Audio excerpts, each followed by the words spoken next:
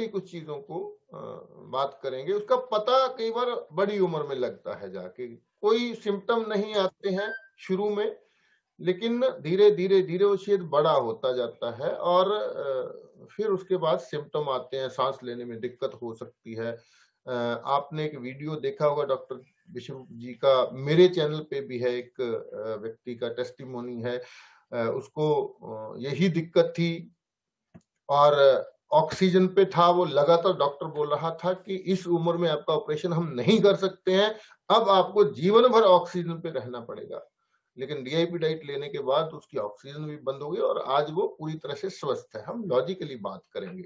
मान लीजिए एक लेडी, एक औरत को दिल में दर्द है, वो डॉक्टर के पास जाती है, डॉक्टर उसका स्कैन करता है और उसको बोला जाता है कि आपके हार्ट में एक छेद है, आपके दिल में एक छेद है, इसके लिए आपको ऑपरेशन करना होगा। हम ऑपरेशन करेंगे, उस छेद को बंद कर देंगे। तो उस औरत के 4 बच्चे हैं, चारों हेल्दी हैं, उन चारों के दिल में कोई दिक्कत नहीं है। तो लॉजिक ये है, हमें ये समझना है कि उस औरत की बॉडी, उस औरत का शरीर जो 4 नए हेल्दी दिल प्रोड्यूस कर सकता है। आपको पता है कि उस लेडी की बॉडी ने, उसकी इंटेलिजेंस से उसके पेट में बच्चा बना और 4 हेल्दी नए दिल उस बॉडी ने पैदा किए हैं। जो बॉडी 4 नए हेल्दी दिल पैदा कर सकती है, क्या वो अपने दिल का छेद बंद नहीं कर सकती?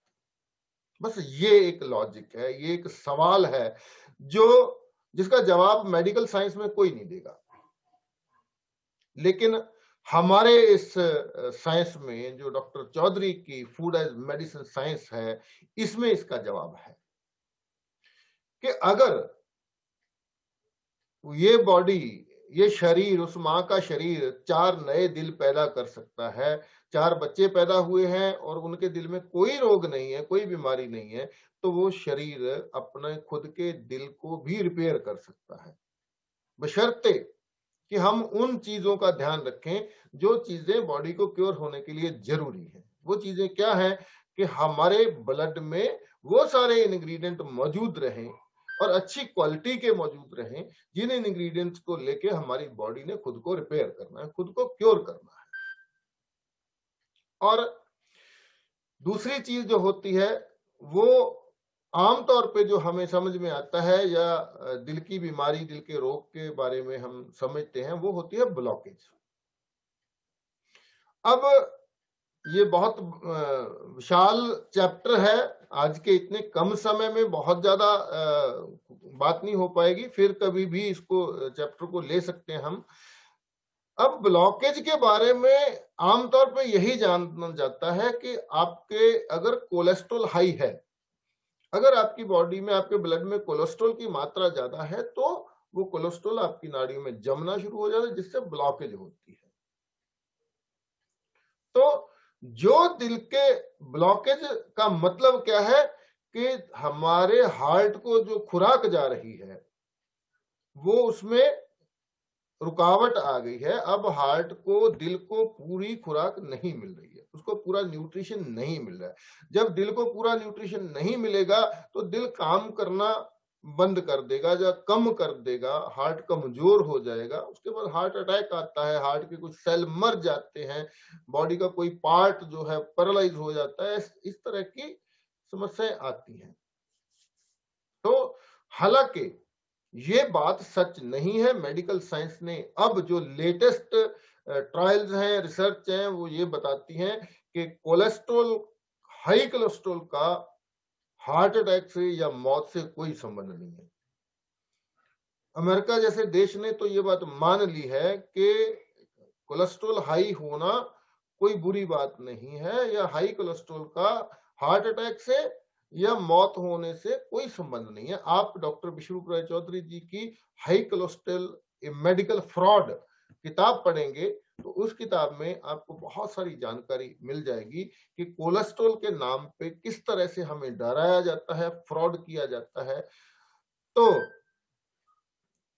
आज तक मेडिकल साइंस में एक भी दवा ऐसी नहीं बनी है जो आपकी आर्टरी में से ब्लॉकेज को हटा दे।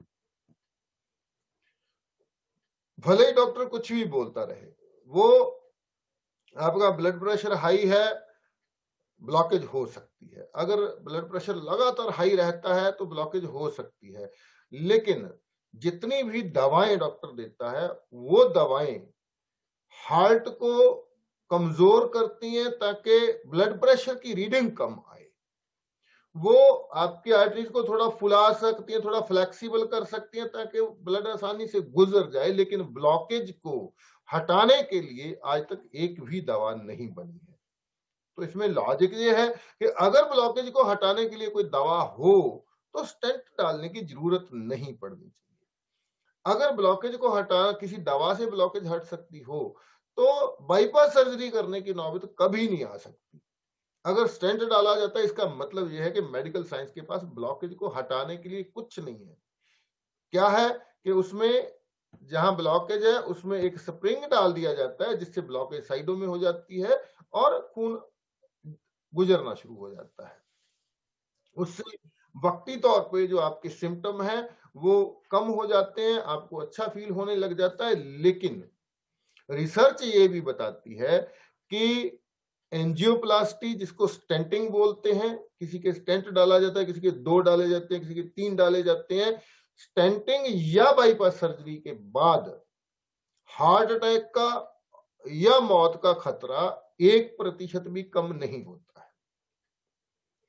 अब इस बात को समझने के लिए ये बहुत शॉकिंग न्यूज है जिन लोगों के लिए ये पहली बार जो सुनेंगे कि स्टेंट डलवाने से या बाईपास सर्जरी करने से, स्टेंट डालने से 1.5-2 लाख का खर्चा आ जाता है, कितने दिन तक हॉस्पिटल में रहना पड़ता है। उसके बाद बाईपास सर्जरी तो इससे भी बड़ा खर्चा है, 4-5 लाख रुपया खर्चा। दिल को बाहर, यहां से छाती को चीरा जाता है, दिल को बाहर निकाला जाता है, एक नई नाड़ी लगा दी जाती है, जहां ब्लॉकेज है उसको बाईपास कर दिया जाता है।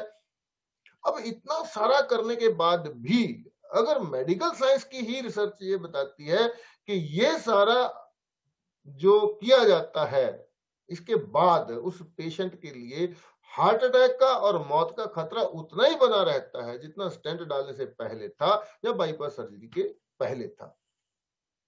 तो फिर वो क्यों किया जाता है, स्टेंट डाला क्यों जाता है? अगर उससे खतरा नहीं टलता है तो क्यों डाला जाता है? बाईपास सर्जरी से अगर खतरा नहीं टलता है तो क्यों की जाती है? तो इसका एक ही जवाब है, केवल पैसा कमाने के लिए। उसका और कोई मतलब नहीं है, सिर्फ पैसा कमाने के लिए।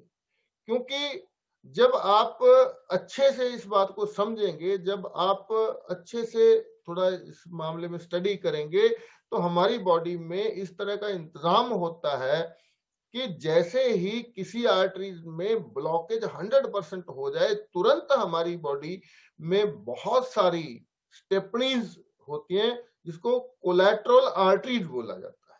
कोलैटरल आर्टरीज वो ऐसी स्टेपनी है जैसे हमारी गाड़ी के साथ स्टेपनी होती है। जब हमारा टायर पंचर होता है हम वो स्टेपनी निकाल के लगा लेते हैं, काम चल जाता है। तो हमारी बॉडी के पास बहुत सारी ऐसी आर्टरीज स्पेयर होती हैं जो दोनों तरफ से बंद होती हैं, काम नहीं करती हैं वो। लेकिन जैसे ही ब्लॉकेज बढ़ती है तो हमारी बॉडी उस स्टेपनी को खोल लेती है, उस रास्ते को खोल लेती है और इसको बोलते हैं नेचुरल बाईपास। कुदरती तौर पे हमारा शरीर खुद ही बाईपास कर लेता है, लेकिन कोई भी डॉक्टर किसी भी पेशेंट को ऐसा नहीं बताता है। क्योंकि जैसे ही आपके 80% ब्लॉकेज होती है, 85% ब्लॉकेज होती है तो डॉक्टर स्टेंट डाल देता है या बाईपास सर्जरी की सलाह दे देता है। तो अब करना क्या है हमें? रोग कोई भी हो, चाहे आपके दिल में छेद है, चाहे किसी वाल्व में कोई नुक्स है, चाहे आपकी धड़कन कम है, चाहे अलग अलग तरह के, डॉक्टर आपको कोई भी नाम ले देगा। अब हार्ट से रिलेटेड बहुत सारे नाम हैं बीमारियों के, सिम्टम एक जैसे होते हैं सभी के। सिम्टम क्या होते हैं? सांस लेने में दिक्कत होती है आपको, आपको थकान महसूस होती है, सुस्ती महसूस होती है, हांफ जाता है इंसान। तो ये सारी चीजें, छाती में दर्द होती है, ऐसे सिम्टम बीमारी दिल की कोई भी हो, उसका नाम कोई भी रख दिया जाए, लेकिन सिम्टम लगभग एक जैसे ही होते हैं। तो हमें करना क्या है? बहुत ही आसान, बहुत ही इजी वे है कि जब आपको, मैं ये बोलना चाहता हूं कि जब आपको पता चले मुझे दिल की बीमारी है, तो आप अपनी डाइट चेंज कर लीजिए, अपना लाइफस्टाइल चेंज कर लीजिए। ये गलत है, ऐसा गलत है। मैं ये बोलना चाहूंगा, आज ही बिना इस बात का इंतजार किए कि कल को आपको दिल की कोई बीमारी हो, उसके बाद आप अपना लाइफस्टाइल चेंज करें। वो तो करना ही पड़ेगा, मजबूरी होगी। लेकिन आज अगर आप स्वस्थ रहते ही अपना लाइफस्टाइल चेंज कर लें, क्या चेंज करना है?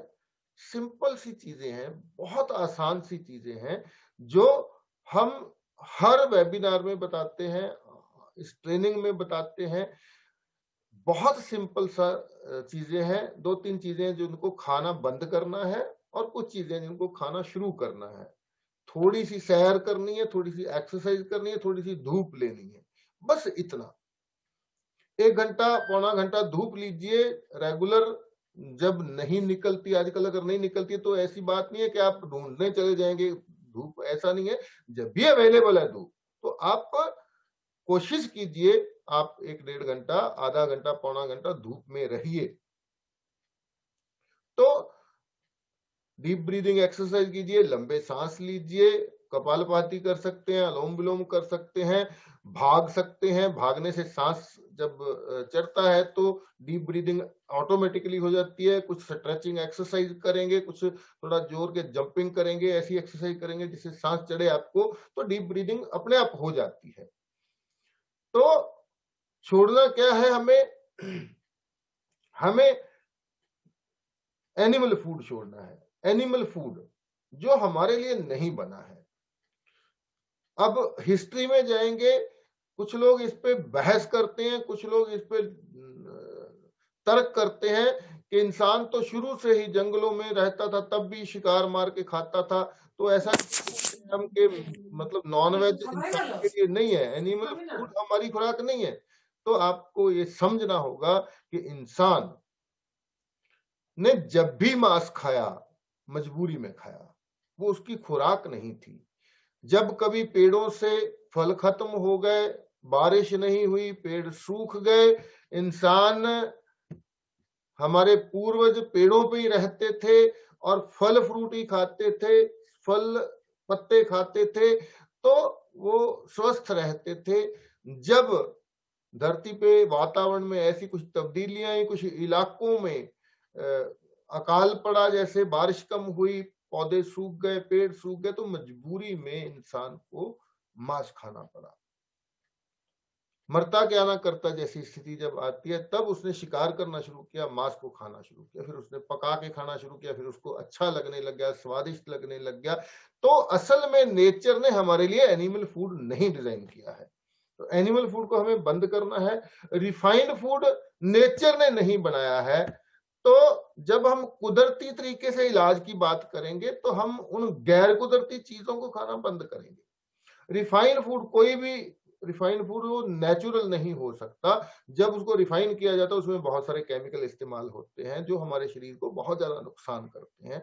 हमें एनिमल फूड बंद करना होगा। और एनिमल फूड में हम इस भ्रम में रहते हैं कि दूध एनिमल फूड नहीं है।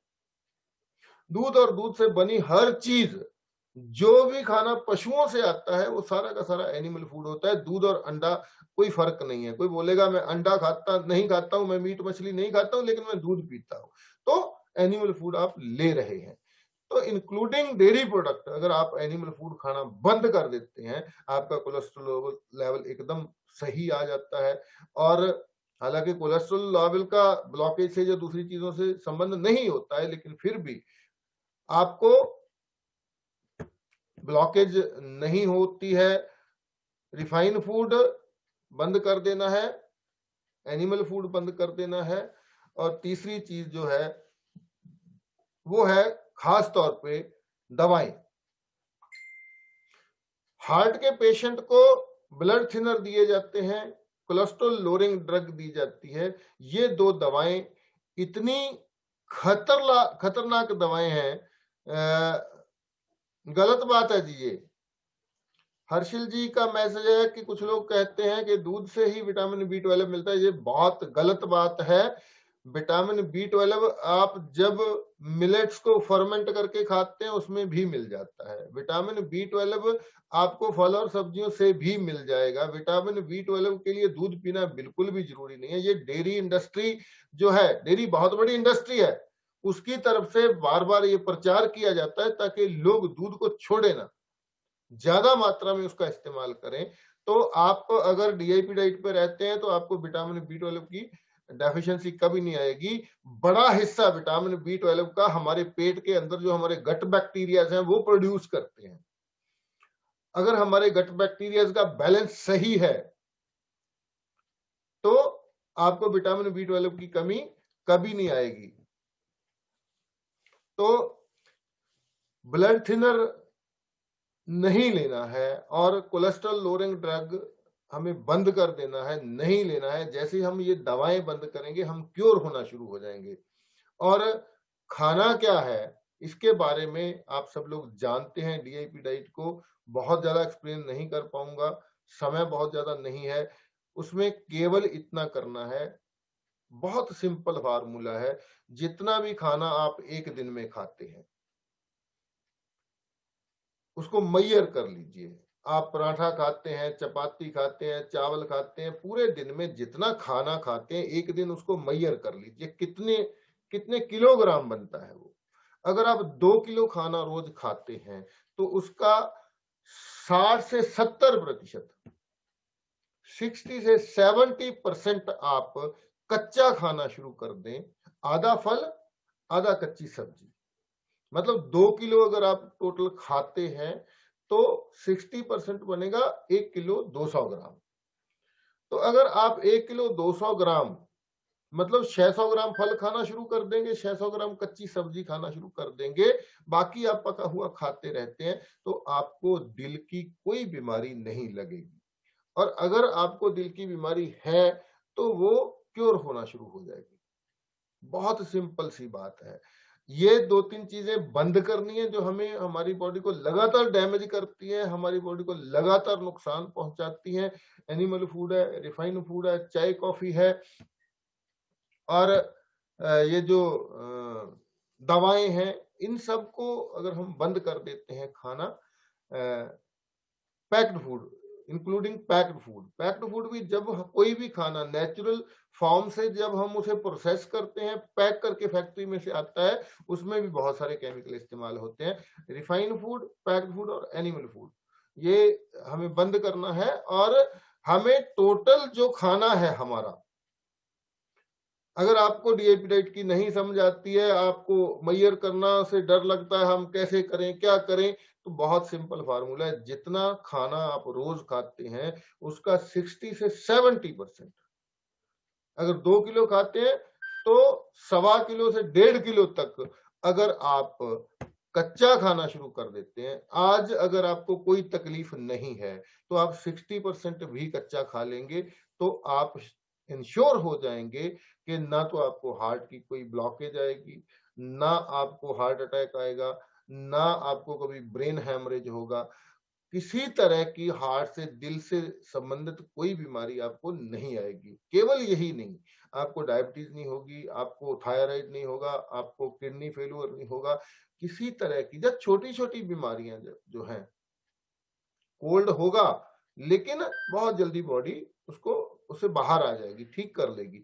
आपको लूज मोशन होगा लेकिन बहुत जल्दी बॉडी उसको क्लीनिंग करेगी और ठीक हो जाएंगे। आपको डॉक्टर के पास नहीं जाना पड़ेगा। तो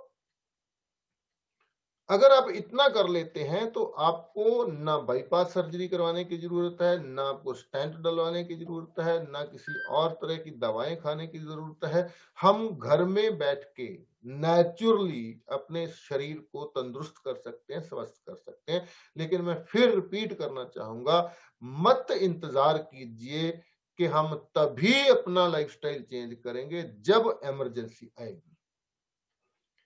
क्योंकि हम जब स्वस्थ होते हैं तो हमें ऐसा लगता है, जैसे लोग बोलते हैं सिगरेट पीने से कैंसर होता है, तो जो लोग पीता है ना, उसको लगता है मुझे थोड़ी होगा।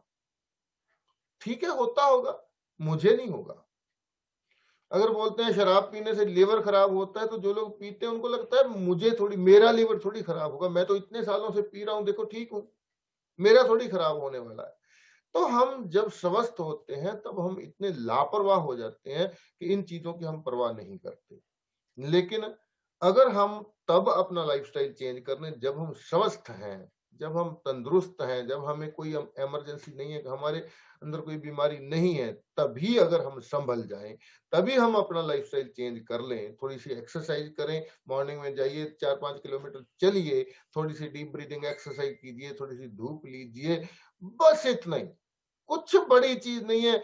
आप समझेंगे एक तरफ हॉस्पिटल का आईसीयू वार्ड है, उस पे लगी बहुत बड़ी बड़ी मशीनें हैं, आप वहां लेटे हुए हैं, कल्पना करके देखिए, आपके अंदर पाइप लगे हो, नाक से भी पाइप, मुंह से भी पाइप, यूरिन पाइप लगा हुआ है, स्टूल के लिए अलग पाइप लगा, मतलब ये सारा कुछ आप कल्पना करके देखिए। और उसके बाद आपकी जीवन भर की कमाई, रोज 1 लाख रुपया जमा करवा रहे हैं हॉस्पिटल, रोज खर्चे हो रहे हैं, और दूसरी तरफ केवल थोड़ी सी एक्सरसाइज, थोड़ी सी धूप, थोड़े से फल, थोड़ी सी कच्ची सब्जी, इतना ही।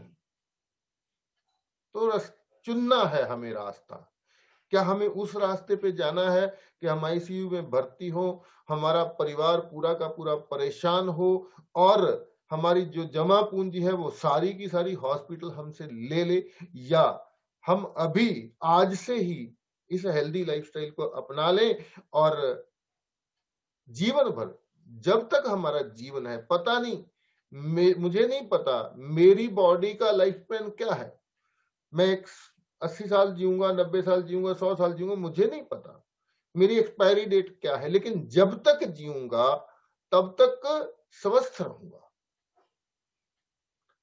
ये आपके हाथ में है, आप आज ही ये डिसीजन ले सकते हैं। मैं आपको इस मीटिंग के लास्ट में ये बात बोलना चाहता हूं, जिन लोगों ने आपको इस मीटिंग में इनवाइट किया है, जिन लोगों ने आपको इस मीटिंग का लिंक भेजा है, वो लोग हैं जो एक ट्रेनिंग ले रहे हैं, लाइफस्टाइल एजुकेटर की ट्रेनिंग, 1 महीने की ऑनलाइन ट्रेनिंग। आप सब लोग जानते हैं, आप में से कुछ लोग ही वो हैं जो पहली बार आए होंगे, बाकी सब लोगों को पता है। वो ट्रेनिंग मैं देता हूं, इसी समय 8:30 से 9:30 बजे तक 1 घंटे की क्लास डेली होती है, शनिवार को ये फ्री वेबिनार होता है। आप उन लोगों से संपर्क करिए, आपके मन में कोई भी सवाल है, कोई भी प्रश्न है, किसी भी तरह की क्वेरी है, आप कुछ भी जानकारी लेना चाहते हैं, आप उन लोगों से संपर्क कीजिए। वो आपको बहुत अच्छे से, वो अब पूरी तरह से सीख चुके हैं, जितना मैं जानता हूं उतना वो जान चुके हैं, मैंने जो मेरे पास जानकारी थी उनको दे चुका हूं मैं। तो अब वो लोग, जो लोग आपको यहाँ लाए हैं, जो लोग आपको लिंक शेयर करके, जिन्होंने आपको बार बार फोन करके बुलाया होगा कि आप आइए जी, फ्री वेबिनार है, इसमें जरूर जुड़िए, उन लोगों का पीछा मत छोड़िए। वो जो जो आपको बताते हैं वो आप करते जाएंगे, तो वो आपके हित में होगा, आपके भले के लिए होगा। आपका जीवन केवल आपकी संपत्ति नहीं है, आपका जीवन केवल आपका नहीं है। अगर आप प्रभावित होंगे, आपका पूरा परिवार प्रभावित होता है। वो व्यक्ति जो परिवार का मुखी होता है, या एक माँ को अगर तकलीफ होती है तो उसके सारे बच्चे प्रभावित होते हैं, बाप को अगर तकलीफ होती है उसका पूरा परिवार प्रभावित होता है। ऐसा मत समझिए कि अगर मैं अपने शरीर के साथ कुछ बुरा कर रहा हूं तो मैं अपना नुकसान कर रहा हूं, मेरी मर्जी है, मेरा शरीर है, मैं इसके साथ जो मर्जी करूं। तो केवल आपका नहीं है ये, आपका पूरा परिवार आपके ऊपर निर्भर है। जब आपको थोड़ी सी भी तकलीफ होती है तो आपके परिवार को तकलीफ होती है, आपके अपनों को तकलीफ होती है, जो आपसे प्यार करते हैं उनको तकलीफ होती है।